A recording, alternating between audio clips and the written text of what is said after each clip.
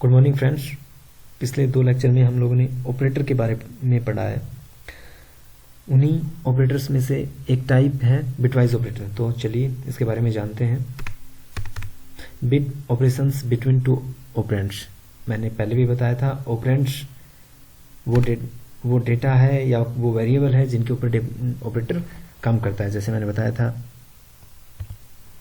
a plus B मैं बोल रहा हूँ, तो a और b ऑपरेंड्स हैं और प्लस जो है वो ऑपरेटर है। ठीक है, चलिए इसी प्रकार बात करते हैं। तो बिट ऑपरेशंस, अगर मैं जब भी कभी मैं बिट को मान के चल रहा हूँ तो मैं 2 चीज़ें कंसीडर कर रहा हूँ, एक 0 और एक 1। ठीक है, अगर 0 को थोड़ा और एक्सप्लेन करता हूँ तो 0 से मतलब है फॉल्स, और 1 को और एक्सप्लेन करता हूँ तो 1 का मतलब है ट्रू। क्लियर है? ठीक है। अब बिटवाइज ऑपरेटर के कुछ टाइप्स हैं, उनके बारे में जान लेते हैं। बिटवाइज एंड, बिटवाइज और, बिटवाइज एक्सओर, जिसको एक्सक्लूसिव और बोलते हैं, और इसका सिंबल कुछ इस प्रकार है, स्क्वायर जैसा कुछ। बिटवाइज नोट, इसका वंस कॉम्प्लीमेंट इसको बोलते हैं, इसका सिंबल कुछ इस प्रकार है। राइट शिफ्ट, इस प्रकार इसके सिंबल है, 2 हैं, 2 आते हैं कंटिन्यू। लेफ्ट शिफ्ट, इस प्रकार कुछ इसका सिंबल है। बिटवाइज एंड को इसको कैपिटल में लिखते हैं, ये बेसिकली कैपिटल में ही लिखा जाता है। बिटवाइज एंड, इसका सिंबल कुछ इस प्रकार होता है, %। और कई जगह आप प्रोग्रामिंग में इसको डबल लिख के इस्तेमाल करेंगे, और सेम इसको भी। अगर इसका नाम मैं लूँ तो इसको इसको बिटवाइज एंड, अगर मैं इसकी एक की बात करूं तो इसको % बोलते हैं, और इसको पाइप के सिंबल से बोलते हैं, डबल पाइप। यानी कि एक सिंबल को अगर मैं ऐसे लेता हूं तो इसको पाइप बोलते हैं, और प्रोग्रामिंग में जब हम बिटवाइज और का इस्तेमाल करेंगे तो उसको डबल सिंबल में इस तरह से इस्तेमाल करेंगे। लेकिन काफ़ी जगह आप लोग इसको एक सिंगल सिंबल से भी नोटिस किया हुआ देखोगे काफ़ी बुक्स में, इसलिए मैं इसको सिंगल मान के ही चल रहा हूँ। लेकिन जब अपन प्रोग्राम करेंगे तो जिस हिसाब से एरर आएगी उस हिसाब से अपन इसको कंसीडर करेंगे, तब क्लियर हो जाएगा। चलिए नेक्स्ट चलता हूँ। बिटवाइज एंड देखिए, ये सेम एज एंड गेट की तरह वर्क करता है, जैसे अपन लोग बुक्स में पढ़ते हैं। एंड गेट जिस तरह से बिहेव करता है, सेम उसी प्रकार से बिहेव करेगा। Bitwise operator is use between 2 binary bits मैंने बताया था, 0 और 1 को कंसीडर करूं तो ट्रू, और 0 को कंसीडर करूं तो फॉल्स कर सकता हूं। ठीक है। कंडीशंस, ये इस पोर्शन को थोड़ा 1 मिनट के लिए होल्ड करते हैं, कुछ कंटेंट और पहले एक्सप्लेन करते हैं, उसके बाद इनको देखेंगे। चलिए देखिए, अगर नॉन बाइनरी केसेस में क्या होता है, मैंने पहले बताया था कि बिटवाइज ऑपरेटर जो है वो बाइनरी बिट्स के ऊपर ही वर्क करेगा। ठीक है, अगर कभी आता है कोई वेरिएबल है उसमें हमने 7 असाइन करा दिया, ठीक है, यानी कि उसकी वैल्यू 7 है। बी कोई वेरिएबल है उसमें हमने 5 वैल्यू मतलब असाइन करा दिया है। ठीक है, यानी कि ए की वैल्यू 7 है और बी की वैल्यू 5 है, और हम इसके बीच में बिटवाइज एंड ऑपरेटर यूज कर रहे हैं। तो इसकी वैल्यू हमें फाइंड आउट करने के लिए सबसे पहले अपन क्या करेंगे, 7 को बाइनरी में कंसिडर करेंगे। तो 7 को जब बाइनरी में कंसिडर करेंगे तो इसका मीनिंग 111 आएगा, और 5 का 101 आएगा। ठीक है, अब हमें इसके बीच में एंड ऑपरेटर लगाना है। ठीक है, अब चलते हैं आगे। देखिए एंड ऑपरेटर कैसे काम करता है, अब ये जान लीजिए। ठीक है, कंडीशन, वो टॉपिक मैंने इसलिए बताया था क्योंकि जैसे अपन ने यहाँ पढ़ा ना, bitwise operator is use between 2 binary bits. तो अब पहले तो एक चीज मान के चलो कि ये बाइनरी बिट्स के बीच में ही काम करेगा। अगर नॉन बाइनरी हो तो अपन लोगों को कुछ इस तरह से इनको बाइनरी फॉर्मेट में चेंज कर लेना है। चलिए अब आगे काम कैसे होता है वो देखते हैं। जैसे कंडीशन देखते हैं। ठीक है, ये कंडीशन फर्स्ट है और ये कंडीशन सेकंड है। देखिए, अगर पहली कंडीशन फॉल्स है, ठीक है, और दूसरे भी फॉल्स है, देन आंसर फॉल्स आएगा। ठीक है, फिर पहली कंडीशन फॉल्स है, दूसरी ट्रू है, देन तब भी फॉल्स आएगा। थर्ड कंडीशन में अगर फर्स्ट कंडीशन मतलब थर्ड केस में अगर फर्स्ट कंडीशन ट्रू है और सेकंड फॉल्स है, देन आंसर फॉल्स आएगा। ठीक है, देखिए इसमें एक चीज क्या निकल के आ रही है कि जिस कंडीशन में, यानी कि जिस केस में फर्स्ट कंडीशन और सेकंड कंडीशन दोनों ट्रू है, यानी कि दोनों तरफ 1 है, तभी जाके आंसर 1 आ रहा है, यानी कि रिजल्ट 1 आ रहा है। इट मीन्स ये है कि जब दो कंडीशन एक साथ ट्रू होंगी तभी हमारा जो प्रोग्राम का जो कंट्रोल है वो नेक्स्ट लाइन पे जाएगा, यानी कि नेक्स्ट लाइन को, डेटा को एग्जीक्यूट करेगा या फिर उस कंडीशन को एग्जीक्यूट करेगा, अदरवाइज उस वाले पोर्शन को छोड़ के नेक्स्ट लाइन ऑफ कोड में चला जाएगा। ठीक है, इसको अभी आप लोगों को सिर्फ इतना जानना है, एंड गेट की तरह अगर पहला केस फॉल्स है, दूसरा केस फॉल्स है, देन फॉल्स आएगा। यानी कि इन कंडीशन में, यानी कि बोथ कंडीशन में जब दोनों तरफ ट्रू होगा, दोनों तरफ 1 होगा, तभी ही केस का रिजल्ट ट्रू होगा, यानी कि 1 होगा। ठीक है, चलिए आगे चलते हैं। फिलहाल इसको सिर्फ जान लीजिए कि इसका मीनिंग क्या है और ये कैसे काम करता है, रटना नहीं है। अगर नहीं समझ में आ रहा है, जब प्रोग्राम बनाएंगे तब क्लियर हो जाएगा। चलिए आगे चलते हैं। नॉन बाइनरी केस में हमने क्या किया था, इसको बाइनरी कॉन्सेप्ट में ट्रांसफर कर लिया था, यानी कि बाइनरी के फॉर्मेट में इसको कन्वर्ट कर लिया था। चलिए आप जानते, देखिए बोथ साइड देखते हैं, बोथ केस। कंडीशन फर्स्ट आई और ये है कंडीशन सेकंड। ठीक है, अब लेफ्ट साइड से बिट कंसीडर करते हुए चलते हैं। पहली ट्रू है, यानी कि 1 है, दूसरी क्या है, ट्रू है, यानी कि बोथ साइड ट्रू है, तो ये केस ट्रू आ जाएगा।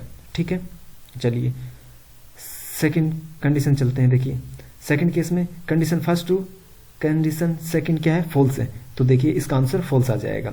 इसी तरह थर्ड केस में क्या आएगा, कंडीशन फर्स्ट ट्रू है, कंडीशन सेकंड भी ट्रू है, यानी कि जहां जहां दोनों कंडीशन में ट्रू है, दोनों कंडीशन में 1 है, यानी कि जब डबल 1 आएंगे तभी आंसर में 1 आएगा, अदरवाइज 0 आएगा। ठीक है, आंसर क्या आ गया, 1 0 1, यानी कि इसका मीनिंग क्या है, 5।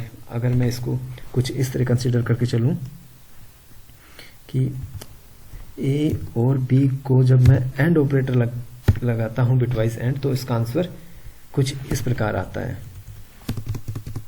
और इसका मीनिंग क्या है, 5।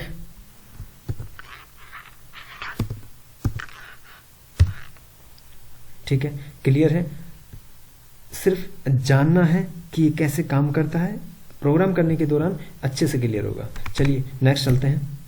बाइनरी कॉन्सेप्ट क्या है, मैंने पहले भी बताया था। बाइनरी कॉन्सेप्ट 0 1 2 3 4 5 6 7 8 ये कंटिन्यू चलता जाता है, लेकिन अगर हमें 1000 का बाइनरी निकालना है तो उसके लिए हमें बहुत लंबा कॉन्सेप्ट पड़ेगा। अगर इस कॉन्सेप्ट को फॉलो करते हैं तो वो एक अदर कॉन्सेप्ट है बाइनरी निकालने के लिए तुरंत। फिलहाल ये जानिए कि होता कैसे, काम कैसे करता है। मैंने पहले भी बताया था कि सबसे पहले हमें उस डिजिट को कंसीडर करना है जिसमें 0 और 1 है। सबसे पहले क्या आता है, 0 आता है, फिर क्या आता है, 1 आता है। इस साइड अगर जो वैल्यू खाली है मैं 0 भरता चला जाऊंगा। ठीक है, सबसे पहले 1 आया, फिर 0 आया, सबसे पहले 0 आया, फिर 1 आया यहाँ पे। ठीक है, इसके बाद क्या है, एक ऐसी डिजिट या ऐसी वैल्यू नेचुरल नंबर की जिसमें 0 और 1 है। 1 के बाद 10 आता है। ठीक है, ये 10 हो गया। फिर 10 के बाद 11 आया, 11 हो गया। इस साइड मैंने 0 लगा दिया दोनों तरफ। 11 के बाद 100 आया, 100 के बाद 101 आया, 101। ठीक है, क्लियर है। 101 के बाद 110 देखिए आ गया। इसी तरह से अपन आगे बढ़ते चले जाएंगे। ये बाइनरी का कॉन्सेप्ट होता है। चलिए नेक्स्ट जानते हैं। बिटवाइज और, जैसे सिंबल बताया था, पाइप का सिंबल होता है, इसको पाइप के सिंबल से बोलते हैं। कंडीशन फर्स्ट, इसमें जस्ट क्या होता है कि उसमें क्या होता था कि जब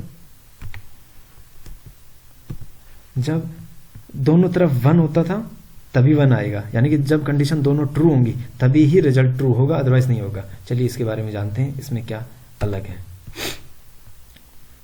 ट्रू को मैं 1 से लेके चल रहा हूं, फॉल्स को 0 से, जैसा कि मैंने पहले एक्सप्लेन किया था। ठीक है, कंडीशन मैंने लिख दी है 0 0 0 1 1 0 1 1। ठीक है, जानिए जब कंडीशन फर्स्ट 0 है, सेकंड 0 है, यानी कि जब दोनों 0 हैं तभी 0 है इसमें। अगर इनमें से कोई भी कंडीशन या तो इस तरफ हो या इस तरफ हो, अगर ट्रू एक बार भी ट्रू हो गई तो रिजल्ट में ट्रू आएगा। देखिए case first, condition first 0, condition second 0, answer 0। Case second, ठीक है, कंडीशन फर्स्ट 0 लेकिन कंडीशन सेकंड क्या है, 1 है, तो आंसर रिजल्ट क्या आ गया, 1। ठीक है, केस थर्ड, कंडीशन फर्स्ट 1 है, कंडीशन सेकंड 0, तो आंसर 1 आ गया। यानी कि और है, या तो इसमें 1 हो या इसमें 1 हो, इसको और बोलते हैं ना। देखो और का मतलब होता है या तो आप जब किसी भी क्वेश्चन में आपको और का ऑप्शन मिलता है तो आप या तो ये अटेंड करेंगे या ये अटेंड करेंगे। इसका मतलब यही है कि या तो इसमें 1 हो या इसमें 1 हो। अगर किसी में भी 1 आ गया तो आंसर 1 होगा, अदरवाइज 0 ही होगा। देखिए इसमें देखिए 1 इसमें है तो इस केस को चेक ही नहीं करना है, सीधा 1 लिख देना है। अगर यहाँ 1 है तो इस केस को मैं चेक ही नहीं करूंगा, सीधा 1 लिख दूंगा, ठीक है। अगर इसमें 0 है तो मैं अगले केस को चेक करूंगा।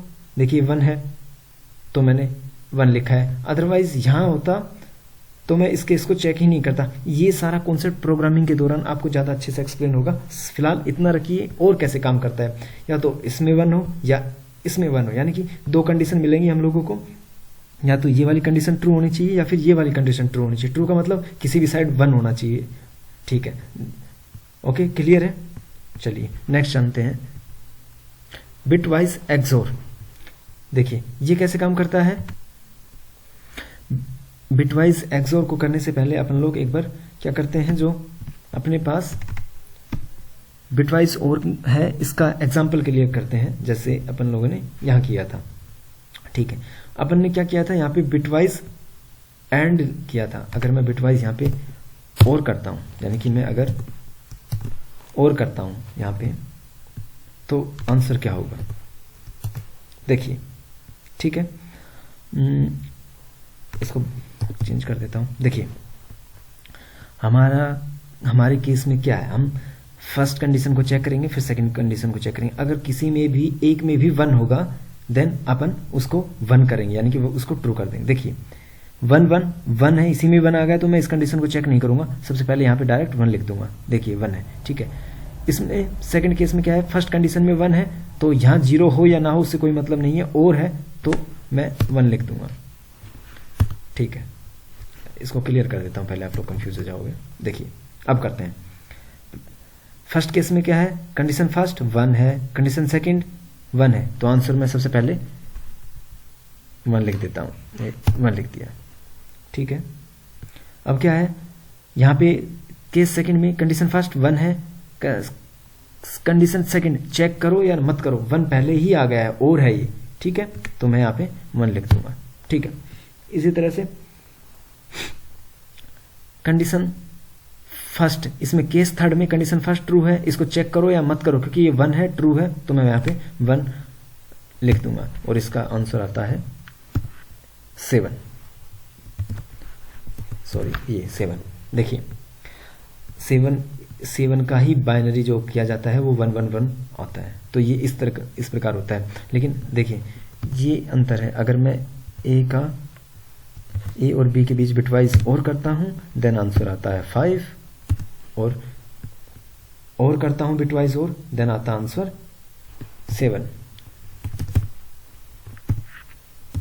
ठीक है। कंफ्यूज नहीं होना है, ठीक है। एक बार हम लोग नेक्स्ट करेंगे फिर।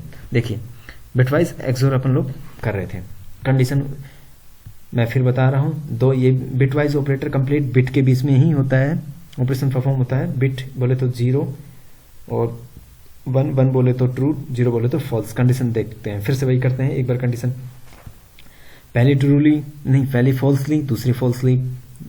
केस दूसरे में पहली फॉल्स ली, दूसरी ट्रू ले ली है, ठीक है।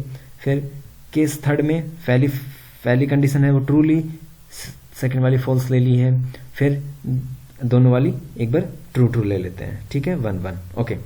बिटवाइज एक्सोर, इसका सिंबल ये होता है स्क्वायर के जैसा। देखिए बिटवाइज एक्सोर का मेन मोटो ये है कि उसका रिजल्ट फॉल्स तभी होगा जब दोनों कंडीशन सेम होंगी, ठीक है। इसको मैं रिलीव कर देता हूं, एक मिनट।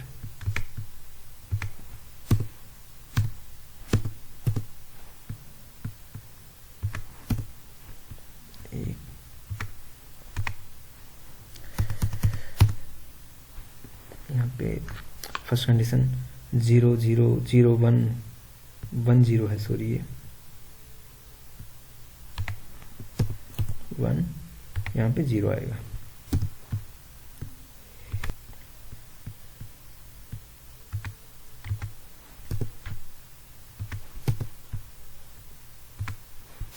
चलिए एक्सोर को सोल्व करते हैं। देखिए हमें दोनों तरफ देखना है, कंडीशन एक बार फर्स्ट की तरफ देखना है, कंडीशन सेकंड की तरफ देखना है। अगर केस सेम है, यानी कि या तो कंडीशन दोनों ट्रू है या दोनों फॉल्स है, सेम है, देन आंसर 0, अदरवाइज 1। ठीक है, कंडीशन फर्स्ट 0 है, कंडीशन सेकंड 0 है, देन रिजल्ट बगैर देखे लिख दीजिए 0, यानी कि फॉल्स है। कंडीशन फर्स्ट 0 है, कंडीशन सेकंड 1 है, यानी कि पहली फॉल्स है दूसरी ट्रू है, तो आंसर आएगा 1। ठीक है, कंडीशन केस थर्ड में चलते हैं। कंडीशन फर्स्ट 1 है, कंडीशन सेकंड 0 है, both are different, then answer 1। ठीक है, केस 4 में क्या है, कंडीशन फर्स्ट कंडीशन सेकंड दोनों तरफ 1 है, यानी कि सेम है। देखिए यहां भी 1 है, यहां भी 1 है, तो यहां पे आंसर आ जाएगा 0। ये एक्सोर का है। ठीक है, चलिए इसको एग्जाम्पल के तहत करते हैं। याद रखना है कंडीशन, यानी कि अगर कंडीशन सेम है, दोनों तरफ 0 है तो जन 0, दोनों तरफ 1 है तो 0। ठीक है, यानी कि अगर सेम है, दोनों तरफ 0 है तो भी 0 आया, दोनों तरफ 1 है तो भी 0 आया, और डिफरेंट है तो 1 आया। चलिए एग्जाम्पल करते हैं, वहीं चलते हैं एग्जाम्पल। ठीक है, ये हमने कर ही लिया था। ठीक है, इसको सबसे पहले हमने ये किया सिंबल, ठीक है, फिर क्या किया है, एक बार इसको लिख देता हूं, एक बार इसको लिख देता हूं, ए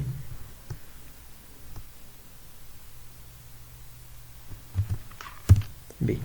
ठीक है, अब इसको सोल्व करते हैं। देखिए केस से इसको मैं एक बार रिमूव कर देता हूं यहां से, 1 मिनट। ठीक है, देखिए एक्सोर कर रहे हैं अपन, ए बी का एक्सोर निकाल रहे हैं इक्वल्स टू। ठीक है, केस तो देखिए पहली कंडीशन ट्रू है, दूसरी कंडीशन भी ट्रू है, यानी कि दोनों तरफ सेम है, तो मैं आंसर लिख दूंगा 0। ठीक है, ओके, दोनों तरफ डिफरेंट है, यानी कि पहली ट्रू है दूसरी फॉल्स है, तो आंसर लिख दूंगा 1। देखिए थर्ड केस में क्या है, पहली कंडीशन भी ट्रू है दूसरी कंडीशन भी ट्रू है, यानी कि दोनों तरफ सेम है, तो आंसर लिख दूंगा 0। ये आंसर आ गया हमारा। ठीक है, और ये 1 0 1 इसका मीनिंग क्या होता है, सॉरी ये 0 1 0 इसका मीनिंग क्या होता है, 2। ठीक है, ये आंसर आ जाएगा। क्लियर है, चलिए नेक्स्ट चलते हैं। बिटवाइज एक्सोर हो गया, लेफ्ट शिफ्ट चलते हैं। ठीक है, देखिए हमने सबसे पहले क्या ली, कोई भी वैल्यू लिया इंट एक्स। ठीक है, ये डेटा है, इसका डेटा टाइप डिक्लेरेशन हम लोगों ने कर दिया है। ठीक है, ये एक वेरिएबल है और ये इंटीजर टाइप की वैल्यू को स्टोर करेगा। ठीक है, ठीक है, ये किस तरह डिफाइन करते हैं, मतलब इनको डिक्लेयर कैसे करते हैं, ये अपन लोग प्रोग्राम करने के दौरान मैं बताऊंगा, या फिर एक अलग से एक वीडियो बना के बता दूंगा। देखिए एक्स की कोई वैल्यू है, उसमें 12 असाइन किए हैं, और ये सिंबल देखिए इस तरफ पतला है और इस तरफ थोड़ा बड़ा है, यानी कि ये लेस देन है, तो इसको अगर डबल लिखता हूं तो ये लेफ्ट शिफ्ट कर रहा है, यानी कि इस साइड क्यों, इस साइड दर्शा रहा है। इसका मीनिंग क्या है कि हमें इसके राइट साइड में 3 0 ऐड करनी है। ठीक है, चलिए करते हैं। सबसे पहले एक चीज मैं मान के चल रहा हूं कि मान के नहीं चल रहा हूं, देख क्लियर बात यही है कि डोस बेस आर्किटेक्चर के कॉन्सेप्ट में हम लोग क्या मान के चलते हैं कि 16 बिट कंज्यूम करता है। ठीक है ना, कोई भी डेटा इंटीजर टाइप। ठीक है, सॉरी बेसिकली इंटीजर टाइप का डेटा नहीं, यानी कि हमारा जो डोस बेस आर्किटेक्चर है वो 16 बिट कंज्यूम करता है। ठीक है, तो हमने क्या किया, जैसे हमारे पास डेटा है इंटीजर टाइप का जो वेरिएबल है, उसमें हम लोगों ने 12 वैल्यू असाइन करा ली है, और इसमें हम लोगों ने कंडीशन लगाई है कि 3 टाइम लेफ्ट शिफ्ट करना है। ठीक है, ये 3 हमने लिखा है, तो 3 टाइम लेफ्ट शिफ्ट, ये सिंबल के निशान होते हैं इस टाइप के, अगर मैं लेस देन 2 बार लिखता हूं तो उसका मतलब है लेफ्ट शिफ्ट। ठीक है, ओके, और लेफ्ट शिफ्ट का मतलब क्या होता है कि हमें जो ये बाइनरी, ये 12 का बाइनरी लिखा है 1 1 0 0, मैंने इसको यहाँ लिखा 1 1 0 0। ठीक है, और ये जैसा कि बताया गया है डोस बेस आर्किटेक्चर 16 बिट कंज्यूम करता है, तो 4 तो अपने पास तो ये है ही, और बाकी बचे हुए 12 मैंने 0 लगा दी। 1 2 3 4 5 6 7 8 9 10। ठीक है, 11 12। ठीक है, हम लोगों ने क्या किया कि देखिए ये 4 बिट थी, 1 2 3 4 हमने यहाँ पे लिख दी है 1 2 3 4, ठीक है। 1 2 3 4 5 6 7 8 9 10 11 12 12 जीरो लगा दिए हैं, 4 बिट इसकी वैल्यू है 12 की, ठीक है। 16 बिट ये डेटा हो गया है, ठीक है। अब इसको हमने क्या करना है कि इसने कहा है कि थर्ड टाइम लेफ्ट शिफ्ट करना है। इसका मतलब हमें इस साइड 3 जीरो इंसर्ट कराने हैं। अगर मैं इसको यहाँ लिख दूँ 1 2 3, ये 3 जीरो हैं, ये इस साइड इंसर्ट हो जाएंगे, ठीक है। जैसे ये दो तो हैं इधर 1 1 0 0, तो 1 1 0 0 ये वैल्यू तो थी, और 1 2 2 3 4 ये हमने ये 3 वैल्यू यहाँ पे जीरो यानी कि इंसर्ट करा दी है। तो और ये डेटा हमारे पास बन गया, यानी कि जब मैं 12 में थर्ड टाइम 3 शिफ्ट करता हूँ, मतलब थर्ड टाइम शिफ्ट करता हूँ 0 यानी कि 3 0 शिफ्ट करता हूँ तो वैल्यू 19 आती है, ठीक है। तो ये इसी तरह से काम करता है। चलिए अब जानते हैं राइट शिफ्ट के बारे में। देखिए राइट शिफ्ट जस्ट उसका उल्टा है। जैसे हमने लेफ्ट शिफ्ट में राइट साइड 3 या जितनी बार भी शिफ्ट करवाएगा उतनी जीरो इंसर्ट करानी है, उस वैसे ही राइट शिफ्ट में हमें लेफ्ट की तरफ जीरो इंसर्ट करनी हो और राइट की तरफ शिफ्ट करना है, ठीक है। चलिए देखते हैं। 12 है, ठीक है, हमने एग्जांपल लिया था, वही इंटीजर टाइप का x है और x में हमने 12 इंसर्ट कराया है, ठीक है। और ये 12 की बाइनरी जो बनती है वही है 1100, ठीक है। 1100 हमने लिख दिया है। और मैं एक बार इसको कुछ करके इस तरह से हमें राइट शिफ्ट कराना है थर्ड टाइम, ठीक है। ओके, थर्ड टाइम ही, ठीक है, थर्ड टाइम ही कराते हैं। ओके, वो कितना भी बार भी करा लेना है, जितनी बार शिफ्ट कराएंगे उतने जीरो इंसर्ट करने हैं उसी साइड में। जैसे 12 था, इसका बाइनरी बनता है 1100, ठीक है। और बाकी बचे हुए 4 ये हो गए, और 16 बिट कंज्यूम करता है अपना डोस बेस्ड आर्किटेक्चर। तो सी का जो मैं क्या करूँगा, यहाँ पे 12 जीरो इंसर्ट कराऊंगा, ठीक है। ये जीरो एक बार काउंट कर लेते हैं, पिछली बार गलत हो गया था तो मैंने पोज करके किया था। 1 2 1 मिनट 1 2 3 4 5 6 7 8 9 10 ही हुए हैं। चलो 2 और इंसर्ट करा देते हैं अपन, 0 0, ठीक है। ओके, वैल्यू क्लियर है। चलिए देखते हैं, ठीक है। अब क्या करना है हम लोगों को, थर्ड टाइम राइट शिफ्ट कराना है, ठीक है। राइट शिफ्ट यानी कि लेफ्ट साइड में 3 जीरो इंसर्ट करानी है, ठीक है। चलिए कराते हैं 3 जीरो इंसर्ट, 1 2 3। अगर लेफ्ट साइड में 3 जीरो में जब इंसर्ट करा रहा हूं तो राइट साइड की 3 डिजिट गायब हो जाएंगी, क्योंकि हमें वही 16 बिट ही डेटा रखना है, इससे ज्यादा नहीं करना है। हटा दे रहा हूं क्योंकि मैंने क्या किया है, 3 जीरो इधर इंसर्ट की और 3 बिट इधर की निकाल ली, 100 था वो निकाल लिया। अब वैल्यू हमारे पास क्या आ गई है, एक डेसिमल नंबर, यानी कि अगर जब मैं इसको डेसिमल नंबर में कन्वर्ट करता हूं यानी कि इसका आंसर आएगा 1, ठीक है। ये जीरो इनका कोई मीनिंग नहीं है, ठीक है। जैसा कि हमने बाइनरी कॉन्सेप्ट में देखा था। देखिए इस साइड में कितने भी जीरो लगा दूं, इसकी वैल्यू हमेशा 1 ही रहेगी। क्लियर है। चलिए अपना लेफ्ट शिफ्ट हो गया, राइट शिफ्ट हो गया। अब रिलेशनल ऑपरेटर्स के बारे में जानते हैं। रिलेशनल ऑपरेटर क्या है, ठीक है। देखिए इसको बोलते हैं लेस देन, सबको पता है। इसको बोलते हैं ग्रेटर देन, ठीक है। यानी कि इधर जो वैल्यू लिखी जाएगी वो छोटी होगी इस तरफ वाली वैल्यू से। देखिए इस तरफ इसका सिंबल छोटा लग रहा है तो इस तरफ छोटी वैल्यू लिखी जाएगी, इस तरफ इसका फेस बड़ा है तो इसकी तरफ इसकी बड़ी वैल्यू लिखी जाएगी। सेम इसी तरह से इस तरफ 9 और मैं इस तरफ 6 लिख देता हूँ, ठीक है। यानी कि 2 is less then 3 and 9 is greater then 6। ये रिलेशनल ऑपरेटर है। ये दो वैल्यू के बीच में रिलेशन को बता रहे हैं, यानी कि दो ऑपरेटर के बीच में रिलेशन को, ऑपरेंड्स के बीच में सॉरी रिलेशन बता रहे हैं, ठीक है। ये लेस देन इक्वल्स टू, यानी कि अगर मैं लिखता हूं कि 3 जो है वो या तो छोटा है या बराबर है 3 के, देन ट्रू है। अगर मैं इसको ऐसे भी लिख सकता हूं 4, ठीक है। बहुत कंडीशन में ये कंडीशन ट्रू होगी, मतलब सही होगा।